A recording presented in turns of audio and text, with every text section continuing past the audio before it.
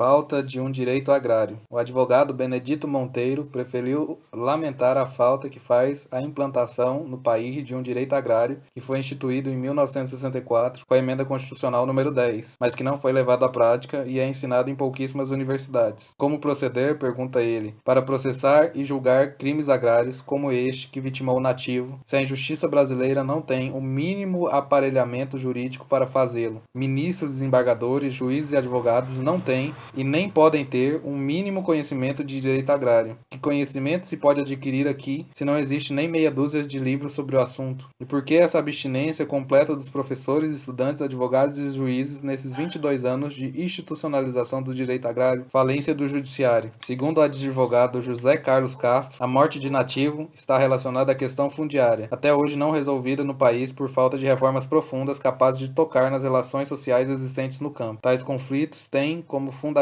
a divisão de classes. De um lado estão os grandes proprietários rurais que representam o latifúndio, e do outro o lavrador, o poceiro, o homem sem terra para cultivar, que é oprimido pela estrutura social. A classe rica controla a ação da polícia através da corrupção e do poder judiciário, que se dobra à vontade dos poderosos e promove um verdadeiro jogo de hermenêutica de aparência lógica, mas que só favorece quem tem dinheiro. Neste ponto, José Carlos se detém sobre a crise do judiciário, que ele julga sem precedentes, a ponto de desacreditar este poder permanente à opinião pública. É, pois, na impunidade da justiça que reside o ponto nodal do crescimento da violência no campo, exclama o advogado. A impunidade dos ricos, como característica da justiça brasileira, contrasta com a avalanche da aplicação de penas contra os pobres por crimes muitas vezes que envolvem a própria cumplicidade do aparelho policial. Daí as mortes no campo tornarem-se lugar comum, reconhecidas como coisa do cotidiano. Recentemente, um juiz federal em São Paulo, examinando um pedido de prisão preventiva requerida pelo procurador da República contra um ricaço acusado de falcatruas numa financeira, despachou afirmando que a justiça brasileira não tem tradição de prender pessoas que possuam um domicílio certo e uma história de vida como a do acusado. Isso quer dizer que o aparelho judicial está montado para prender pobres, desempregados, negros, mulatos, prostitutas e outras pessoas que na luta das cidades ou no campo por sua sobrevivência. A tradição de se prender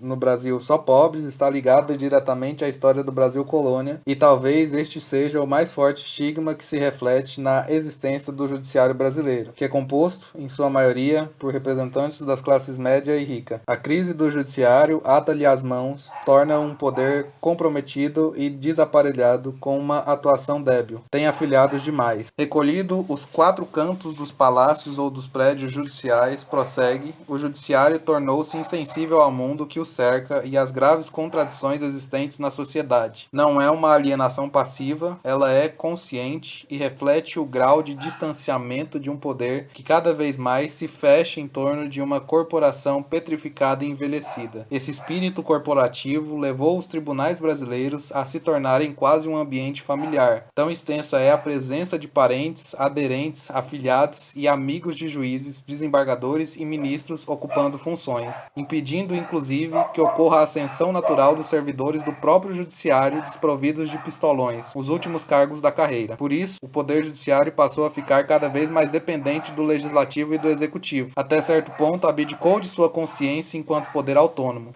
O Ministério Público, que se esperava que representasse os anseios sociais como fiscal da lei, trabalha sentado, indiferente, aguardando que a polícia promova as suas mazelas, sem ao menos participar dos acontecimentos. Com a crise do judiciário, desfalece a democracia e as liberdades individuais tornam-se frágeis e sem compulsão necessária ao direito da cidadania. Neste contexto, segundo o advogado, é que tombam as vítimas da violência no campo e nas cidades. E essa própria violência se volta contra os advogados que se atreverem a defender os menos favorecidos. Mais de 30 advogados, em apenas 6 anos, foram executados em pleno exercício profissional, quando defendiam camponeses ou pessoas pobres da cidade, continua José Carlos. Sendo assim, o advogado sente-se impotente para o exercício profissional, além da incipiente remuneração que recebe. Do outro lado, cresce na nova república o poder dos latifundiários, que passam a ser assistidos assistidos por eficiente equipe jurídica que recebe, além de bons salários, assistência compatível com a de sua função. Por tudo isso, o meio rural vai ficando cada vez mais desassistido juridicamente. E isso interessa a burguesia agrária, pois a população rural, desprovida de recursos, fica à mercê da burguesia,